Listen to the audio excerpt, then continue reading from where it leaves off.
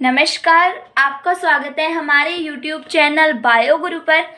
आज का हमारा टॉपिक है पार्ट्स ऑफ आई, यानी कि नेत्र के भाग। हमने पिछले लेक्चर में देखा था हमारी आई की स्ट्रक्चर कैसी होती है और उसमें जो 3 लेयर्स पाई गई थी वो, और साथ ही उसकी बायोकेमिस्ट्री ऑफ विजन, यानी कि दृष्टि ज्ञान की जैव रासायनिकी, जिसमें हमने देखा था कि हमारी आँख में किस तरीके से लाइट एब्जॉर्व की जाती है और हमें किस तरीके से दिखाई देता है। तो सबसे पहले हम आई का डायग्राम देखेंगे, फिर उसमें जो हमारा टॉपिक बचे हुए थे उनके बारे में देखेंगे। तो ये है हमारे पास आई की स्ट्रक्चर। इसमें हम इस द्रव के बारे में पढ़ेंगे जो लेंस और कॉर्निया के मध्य है, जिसे हमने एक्वस चैम्बर कहा था, और दूसरा द्रव जो लेंस और रेटिना के बीच में है, जिसे हमने विट्रियस चैम्बर कहा था, यानी कचाप द्रव कक्ष। इससे पिछले वाले लेक्चर्स में हम इन सभी के बारे में पढ़ चुके थे। यहाँ हम लेंस, आइरिस और जो हमारी आईज ग्लैंड होती हैं, आई ग्लैंड्स यानी नेत्र ग्रंथियाँ जिसे हम कहते हैं, उनके बारे में पढ़ेंगे। तो सबसे पहले आता है एक्वस चैम्बर, जिसे हम कहते हैं तरल कक्ष। तरल कक्ष, एक्वस चैम्बर। तरल कक्ष यानी कि ये जो एक्वस चैम्बर होगा ये जल की तरह होगा। आपको जल यानी H2O से हम कहते हैं एक्वा। एक्वा से हम याद रख सकते हैं एक्वस चैम्बर। एक्वस चैम्बर यानी उसमें जल जैसा पदार्थ होगा, जो कहाँ स्थित था, जैसे ये हमारा कॉर्निया है,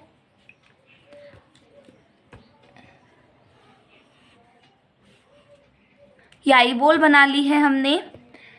इसमें बाहर की तरफ है हमारी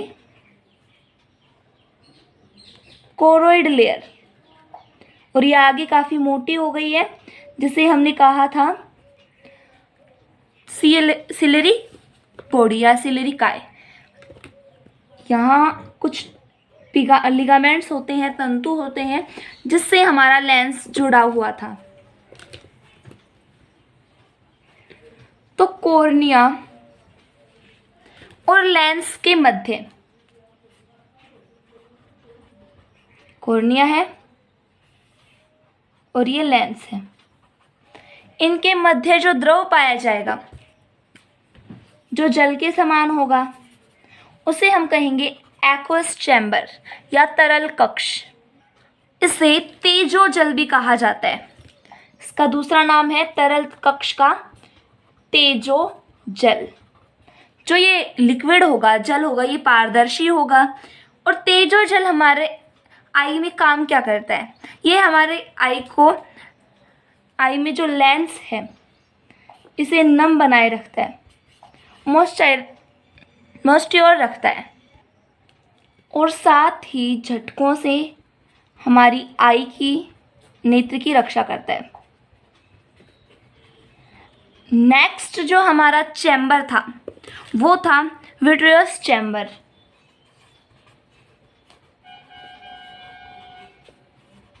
जिसे हिंदी में कहते हैं काचाप द्रव कक्ष।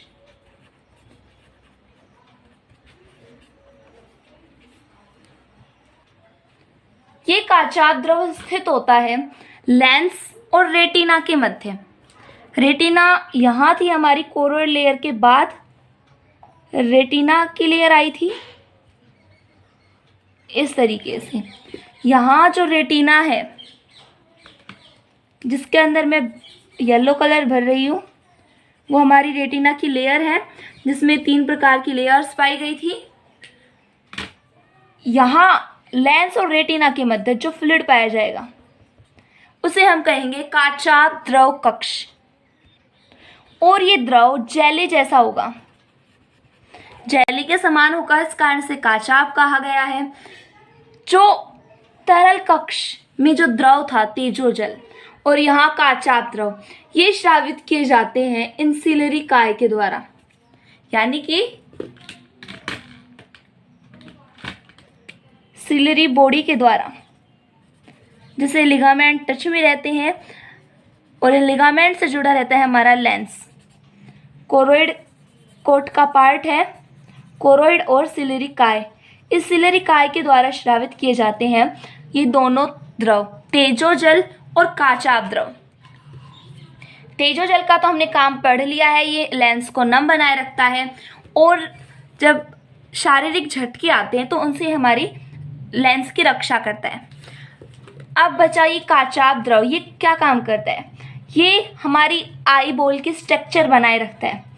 अगर इसमें ये काचाभ द्रव ना हो तो ये जो हमारी आँख की शेप है ये बॉल के टाइप की नहीं होगी, ये पिचक जाएगी। इस कारण ये आँख की शेप बनाने में काम करता है।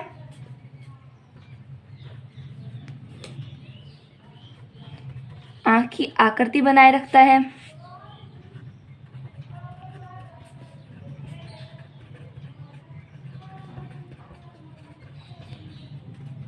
और रेटिना की रक्षा करता है।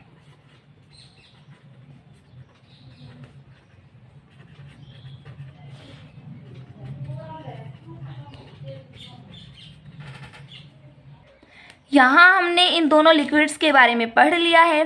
नेक्स्ट हमारा टॉपिक आता है लेंस के बारे में।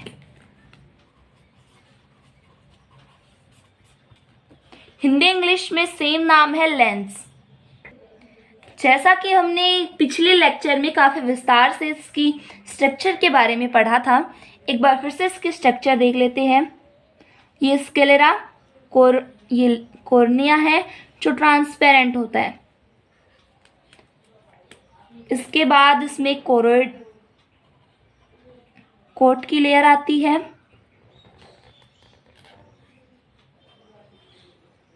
कोरोइड कोट में दो पार्ट्स थे, एक था हमारा कोरोइड और दूसरा सिलरी काय, सिलरी बॉडी जिसे हमने कहा था।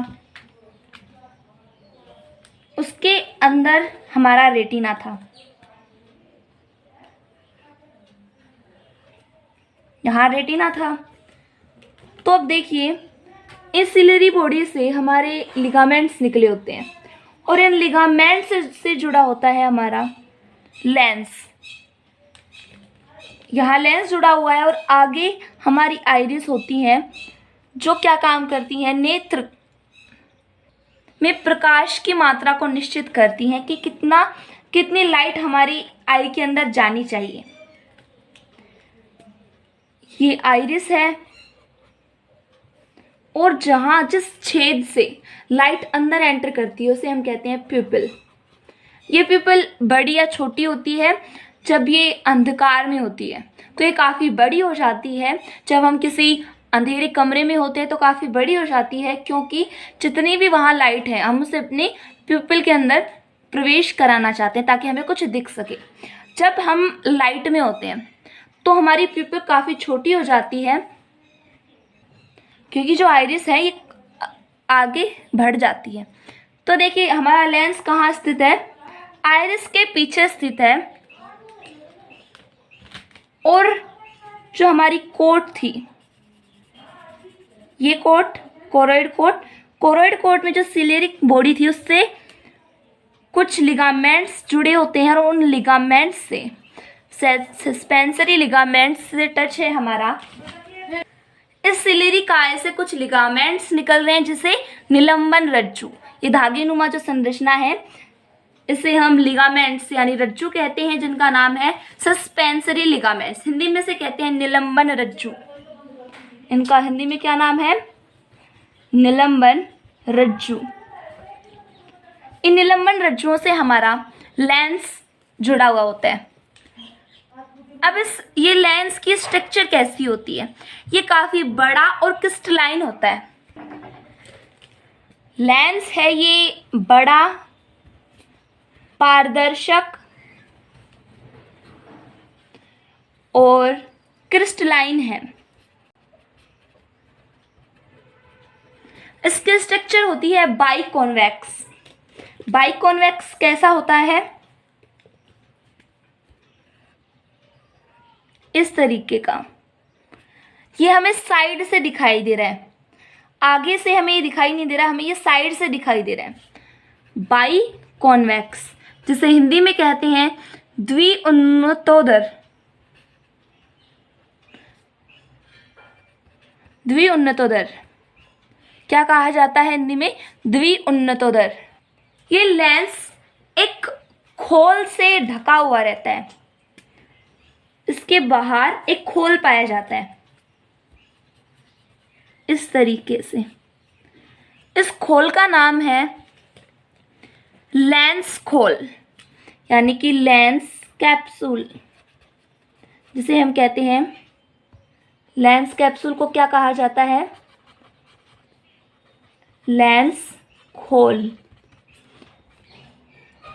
जो ये लेंस खोल है, लेंस कैप्सूल, ये एक पारदर्शक है और कुछ महीन संयोजी ऊतकों से मिलकर बना होता है। ट्रांसपेरेंट है और संयोजी ऊतकों से मिलकर बना हुआ है। जो हमने लेंस की स्ट्रक्चर देखी है, ये हमने साइड से देखी है। जैसे ये आई बॉल होती है, उसको हमने इस तरीके से कट किया है और हमें ये साइड से दिखाई दे रहा है। इसे हम मैकेनिज्म ऑफ विजन में देखेंगे कि किस तरीके के स्ट्रक्चर से बना होता है। हमने लेंस के बारे में पढ़ लिया है, अब हम पढ़ेंगे आइरिस के बारे में, जिसे हिंदी में कहते हैं परितंत्रिका, या इसे उपतारा भी कहा जाता है। आइरिस यानी परितारिका या फिर इसे उपतारा भी कहा जाता है, लेकिन हिंदी के नाम से ज़्यादा इंग्लिश का नाम ज़्यादा बेटर रहेगा, आइरिस। हम डायग्राम से में देखते आए हैं, आइरिस के बारे में कई बार देख लिया है हमने। एक बार फिर से आपको डायग्राम दिखा देते हैं। तो देखिए, इस डायग्राम में जो हमारी सबसे बाहर वाली लेयर थी उसका नाम क्या था? फाइब्रस कोट, या इसे हमने एक नाम और दिया था स्क्लेरेटिक कोट। इसके अंदर एक लेयर और थी जिसे कोरोइड कोट नाम दिया था। कोरोइड कोट दो भागों में बटी हुई थी। पहले फाइब्रस कोट यानी कि स्क्लेरेटिक कोट के बारे में बात करते हैं। इसके भी दो पार्ट हैं। एक है स्क्लेरा। स्क्लेरा मतलब जो आपकी आंख में जो आपको व्हाइट कलर का दिखाई दे रहा है, ये स्क्लेरा है। और ये स्क्लेरा आगे जाकर यानी कि हमारी आइरिस पर ट्रांसपेरेंट कलर की हो जाती है। अगर मैं यहाँ ट्रांसपेरेंट बनाऊँ तो आपको दिखाई नहीं देगा, इस कारण में से थोड़ा कलर दे रही हूँ। सेम कलर दिया है मैंने स्क्लेरा को और कॉर्निया को। कॉर्निया जो है ये ट्रांसपेरेंट है। मैंने आपको पिछले लेक्चर में भी बताया था कि इसमें ब्लड वेसल्स नहीं पाई जाती हैं और ये सीधे ही ऑक्सीजन एटमॉस्फेयर से ग्रहण कर लेता है। इसके अंदर वाली लेयर है कोरोइड कोट। ये दो भागों में बटी हुई है, कोरोइड और सिलेरी बॉडी। जो कोरोइड है ये आगे आकर काफ़ी मोटी हो जाती है, जिसे हमने सिलेरी बॉडी कहा है। आप इसके साइड में जो ग्रीन ग्रीन कलर का आपको लेंस के आगे ये जो भाग दिखाई दे रहा है, ये है हमारी आइरिस। तो आइरिस कहाँ है? देखिए, कॉर्निया। कॉर्निया का जो आधारी भाग है, जहाँ से कॉर्निया ट्रांसपेरेंट होना स्टार्ट करता है, इसका आधारी भाग यहाँ से है। इस आधारी भाग पर कोरोइड स्तर, जो हमारी कोरोइड कोट थी, और स्क्लेरोटिक कोट से अलग होकर अंदर की ओर सामने की तरफ एक गोलाकार, यानी कि थोड़ी गोलाकार, आगे से गोलाकार, इस तरीके से गोलाकार आगे की तरफ, जिसे हमने कहा है आइरिस। तो आइरिस कहाँ स्थित बताई गई? कॉर्निया के आधारी भाग पर कोरोइड कोट और स्क्लेरोटिक कोट से अलग होकर अंदर की ओर इसके सामने गोलाकार पट्टी बनाती है, जिसे हमने आइरिस नाम दिया है। तो देखिए कैसी थी हमारी आई। इसका आधारी भाग ये है।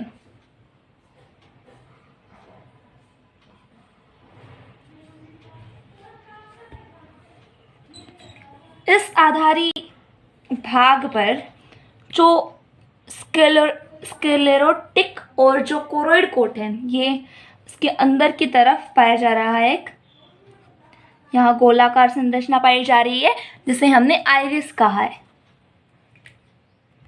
अब देखिए ये दो आइरिस है, मतलब एक जोड़ी आइरिस पाई जा रही है, थोड़ी ऊपर की तरफ है और थोड़ी सी नीचे की तरफ है। यहाँ बीच में हमारा लेंस लगा हुआ है लिगामेंट से जुड़ करके। तो ये आइरिस क्या करती है, यहाँ से जो प्रकाश की किरण आएगी ये आइरिस डिसाइड करती है कि प्रकाश की किरण कितनी आनी चाहिए, क्या हमारे लेंस के लिए हानिकारक है। ये हमारी आइरिस है और बीच में जिस जगह से हमारी लाइट एंटर हो रही है उसे हमने प्यूपिल नाम दिया है। तो ये आइरिस डिसाइड करती है कि प्यूपिल कितना बड़ा होना चाहिए, कितना छोटा। तो जैसे हमें बाहर की तरफ आई दिखाई देती है, कैसी बाहर की तरफ हमें बोर्ड शेप में दिखाई देती है। ये इसकी ऊपर आईलैशेस है, ये इसका है कोरोइड सरिया, हमसे सिलरी बॉडी भी कह सकते हैं।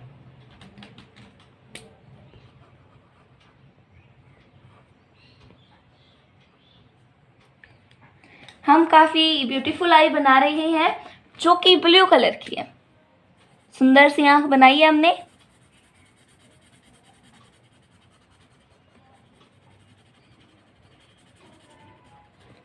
तो देखिए इसमें क्या क्या नाम है इनके। ये तो है हमारा स्क्लेरा, और ये जो ब्लैक कलर की बाउंड्री है जिसके अंदर हमने ब्लू कलर किया है ये हमारी सिलरी बॉडी, सिलरी काय जिसे हम हिंदी में कहते हैं। और ये जो आपको ब्लू कलर की दिखाई दे रही है ये है हमारी आइरिस। ये आइरिस जो है ये ही हमारी आंख का रंग हमें देती है, देख रहे हो आप। और इसके बीच में जो छेद है ये है हमारा प्यूपिल।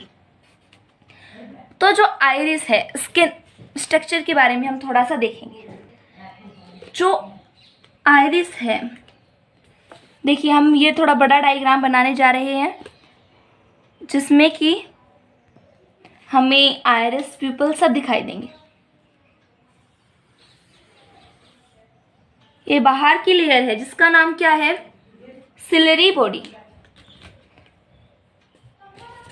ऑरेंज नहीं, ग्रीन कलर से बना लेते हैं, सिलरी बॉडी। उसके अंदर हमने बताया है आइरिस है। तो आइरिस हम उसी ब्लू कलर से बना रहे हैं और इसके अंदर प्यूपिल।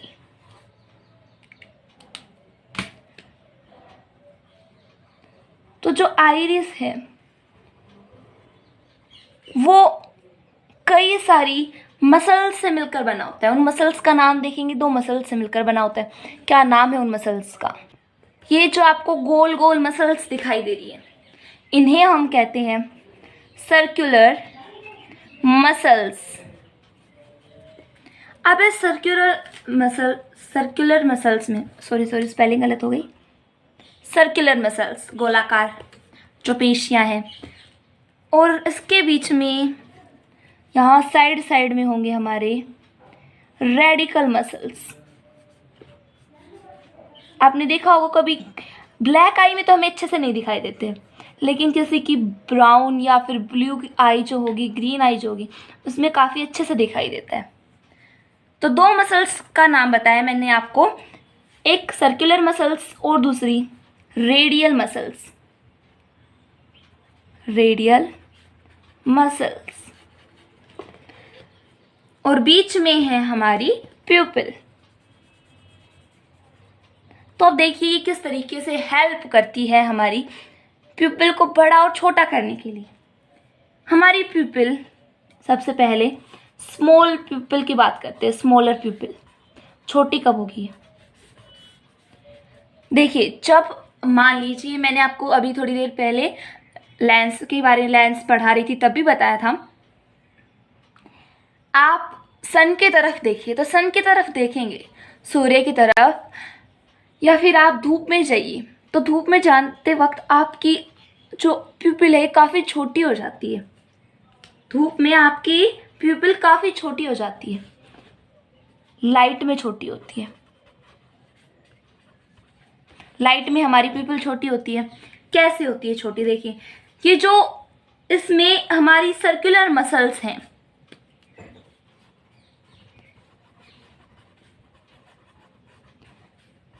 ये सर्कुलर मसल्स कॉन्ट्रैक्ट हो जाती हैं, संकुचित हो जाती हैं।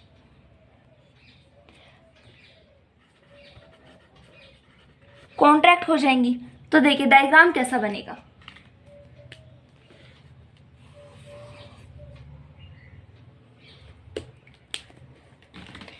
यहाँ ये सिलरी बॉडी है और इसमें ये है हमारी, इसमें जो सर्कुलर मसल्स है ये अंदर तक आ जाएंगी, यानी जो आइरिस की सर्कुलर मसल्स है ये काफ़ी कॉन्ट्रैक्ट हो चुकी हैं और अंदर तक आ गई हैं, जिस कारण से हमारी जो प्यूपिल है ये काफ़ी आपको कम दिखाई दे रही है। और यहाँ जो रेडियल मसल्स हैं ये कोई इफेक्ट नहीं डाल रही इसके ऊपर। अब हमारी आंख में प्यूपिल बड़ी कब होगी? तो दूसरा क्या आता है, टू डिलेट द प्यूपिल।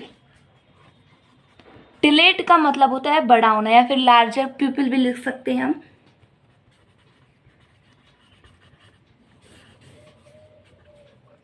प्यूपिल बड़ी होगी हमारी अंधेरे में। अंधेरे में क्यों? जब हम किसी अचानक से जब अंधेरे में जाते हैं तो हमारी प्यूपिल काफ़ी बड़ी हो जाती है, क्योंकि वो चाहती है कि इस अंधेरे रूम में, डार्क रूम में जितनी भी लाइट है वो मेरी प्यूपिल में जा सके, तो वो काफ़ी बड़ी हो जाती है। बड़ी क्यों हुई? अंधेरे में बड़ी इसलिए होती है कि जो रेडियल मसल्स हैं ये संकुचित हो जाएंगी, यानी रेडियल मसल्स कॉन्ट्रैक्ट, संकुचित हो जाएंगी। तो संकुचित होंगी, देखिए जब ये संकुचित होंगी तो काफ़ी छोटी हो जाएगी। जैसे ये तो हमारी मान लेते हैं क्या है, रेडियल मसल्स हैं। जब ये संकुचित होंगी तो अंदर की तरफ खींचेंगे इस तरीके से, तो इस तरीके से शेप बढ़ती जाएगी। प्यूपिल जितना, देखिए जब ये पास होंगी तीनों तरफ से, इसी तरीके से मान सकते हो आप। तो जब ये एकदम रिलैक्स रहती हैं तो छोटी हैं, जब ये संकुचित होंगी तो इस तरीके से संकुचित होंगी सारी, तो काफ़ी बड़ा साइज हो जाएगा हमारी प्यूपिल का। तो डायग्राम में देखिए कैसे हमें दिखाई देगी।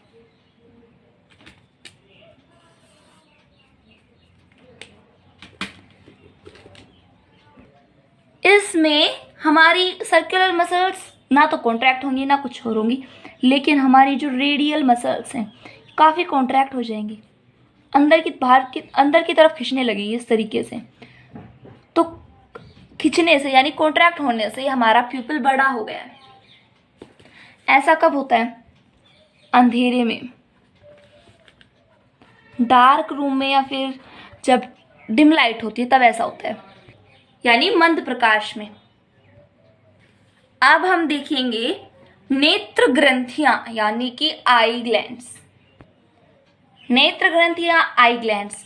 आपको आइरिस अच्छे से समझ में आ गई होगी कि किस तरीके से हमारे अंदर दो मसल्स पाई गई हैं, वो कॉन्ट्रैक्ट होती है। जब सर्कुलर मसल्स कॉन्ट्रैक्ट होंगी तो हमारी प्यूपिल का आकार छोटा हो जाएगा, लेकिन जब हमारी रेडियल मसल्स कॉन्ट्रैक्ट होंगी तो हमारी प्यूपिल जो है उसका साइज बड़ा हो जाएगा। तो ये हमारे डिसाइड करता है आइरिस। ये हम तो खुद कर नहीं सकते भाई, प्यूपिल का आकार हम अपने आप तो बड़ा या छोटा कर नहीं सकते कि आज चलो प्यूपिल का आकार बड़ा करने का मन में आ रही है, काफ़ी सारी चीज़ें दिखाई देंगी, ये ऑटोमेटिक होता है। तो इसमें फर्स्ट हमारा आता है मिबोमियन ग्लैंड। मिबोमियन ग्रंथि, ये ग्रंथि किसका रूपांतरित रूप है और कहाँ स्थित है? पहले हम इसकी स्थिति देख लेते, कहाँ स्थित है, कहाँ लोकेटेड होती है। ये पुतलियों के किनारों पर पाई जाती है। ये पुतलियां किसे कहेंगे? यानी प्यूपिल, जो आइरिस के बीच में गैप है जहां से हमारी लाइट जाती है अंदर आंख के अंदर, उसे प्यूपिल या पुतली कहा जाता है। इसके किनारों पर होती है हमारी मीबोमियन ग्रंथि और ये एक श्रृंखला में पाई जाती है। जो किसका रूपांतरित रूप है? जो रूपांतरित रूप है सीबेशियम ग्रंथि का, सीबेशियस ग्रंथि का। सीबेशियस ग्रंथि को हम एक नाम से और जानते हैं। बताइए, मैंने आपको बताया था जब हम उत्सर्जन तंत्र के चैप्टर पढ़ रहे थे तब मैंने आपको बताया था इसके बारे में। क्या है बताओ? सीबेशियस ग्रंथि का दूसरा नाम है, जल्दी से कमेंट बॉक्स में लिखना, और मैंने इसकी ट्रिक भी बताई थी। चलो, आपने अगर वो वीडियो नहीं देखी हो तो प्लीज देख लेना, लेकिन ये वीडियो कंप्लीट करने के बाद। सीबेशियस ग्रंथि, सीबेशियस सब्जी तेल में पकाते हैं, यानी ऑयल ग्लैंड भी इसे कहते हैं। ऑयल ग्लैंड का रूपांतरित रूप है मीबोमियन ग्रंथि, जो कि हमारी पित्तलियों के किनारों पर स्थित होती है। इसका काम क्या है? हमने देख लिया कि ये स्थिति है, ये इसका रूपांतरित रूप है। अब इसका काम होता है आंखों को चिकनापन देना, हमारी आंखों को चिकनापन प्रदान करना। चिकनापन यानी कि ल्यूब्रिकेशन।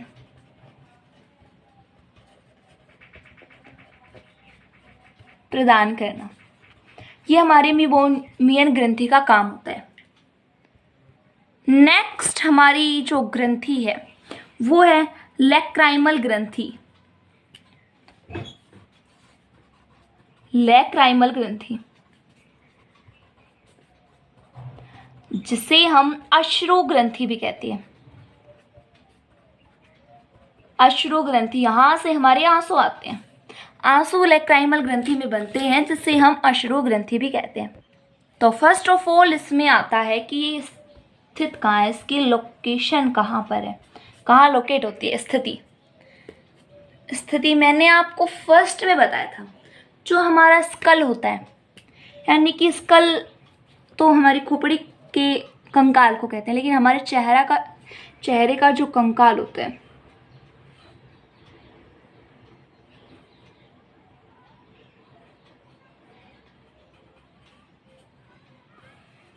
वो इस तरीके से होता है। इस चेहरे का कंकाल बना है, यहाँ भी एक गड्ढा होता है जहाँ हमारी मसल्स होती है नाक में, ये इस जगह गड्ढा होता है ना, इसे हम ऑर्बिट कहते हैं।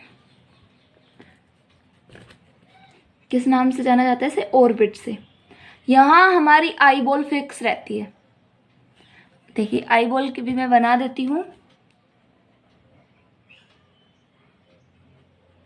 मान लीजिए हमारी आई बॉल है, ये इस तरीके से इसमें फिक्स रहती है। तो ये कहाँ फिक्स है? ऑर्बिट में। इन ऑर्बिट के ऊपर, इन ऑर्बिट के ऊपर ग्लैंड पाई जाएगी, यहाँ पर। जैसे मैं आपको हमारी जो नॉर्मल आई हमें दिखाई देती है बोट तरीके की, इसे बताती हूँ।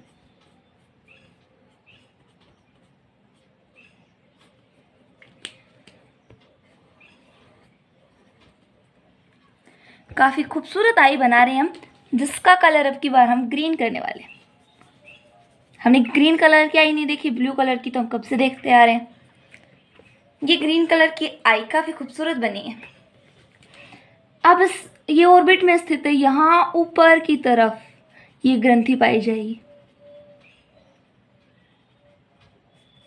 यहाँ दोनों आईज के ऊपर पाई जाएगी हमारी लैक्राइमल ग्रंथि। तो ऑर्बिट के जस्ट ऊपर पाई जा रही है। इसकी स्थिति कहाँ है मैं लिख देती हूं, ऑर्बिट के ऊपरी भाग पर।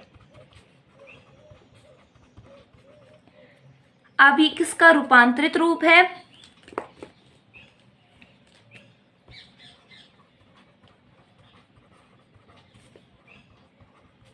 रूपांतरित रूप,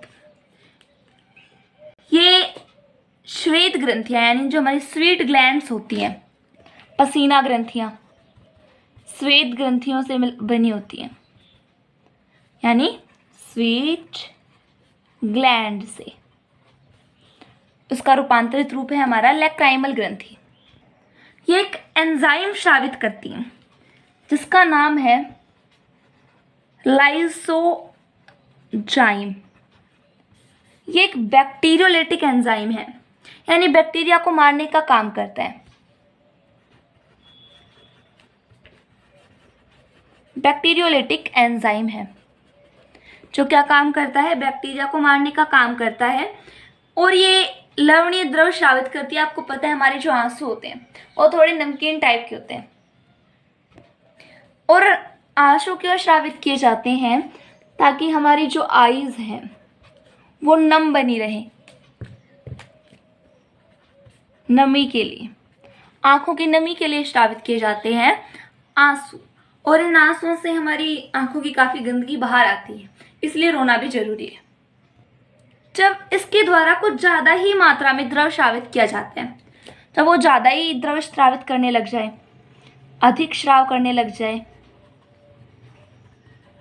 अब इस अधिक स्राव को हम एक नलिका के द्वारा बाहर निकालेंगे जिसका नाम है नेज़ोलैक्राइमल। क्या नाम है? नेज़ोलैक्राइमल नलिका।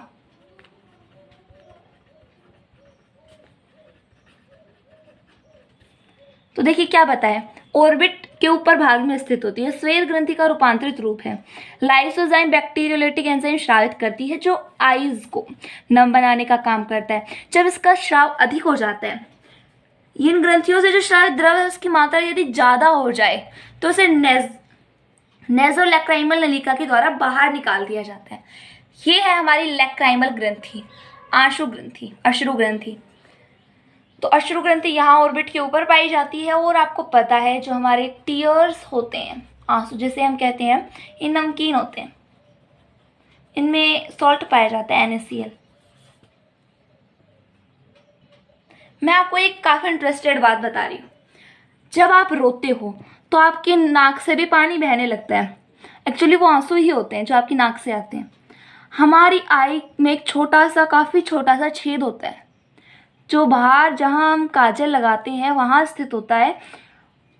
उसका नाम तो फिलहाल मुझे याद नहीं है, लेकिन जब हम रोते हैं तो वो इस छेद के माध्यम से नाक से भी बाहर निकलने लगता है। काफ़ी इंटरेस्टेड है, आप चाहें तो नेट पे भी इसका नाम खोज सकते हैं। मुझे उसका नाम याद नहीं है फिलहाल। चलिए, हमारी तीसरी जो ग्रंथि है वो है मोल ग्रंथि। मोल ग्रंथि, इसका एक नाम हो रहा है सिलियरी ग्रंथि, सिलियरी ग्लैंड भी जिसे हम कहते हैं। अब इसकी स्थिति देख लेते हैं, कहाँ स्थित होती है, किसका रूपांतरित रूप है। स्थिति, जो हमारी बोरोनिया होती है, यानी कि ये जो हमारी आईलैसेस हैं, इसके नीचे पाई जाती है, यहाँ पाई जाती है ये ग्रंथि, बरोनियों के नीचे, ये बरोनियों के फोलिकल पे पाई जाती है।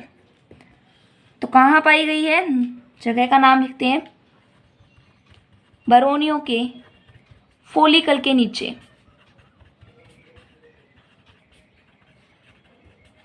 किसका रूपांतरित रूप है ये भी देख लेते हैं। ये है हमारी श्वेत ग्रंथि का रूपांतरित रूप, स्वीट ग्लैंड का रूपांतरित रूप है।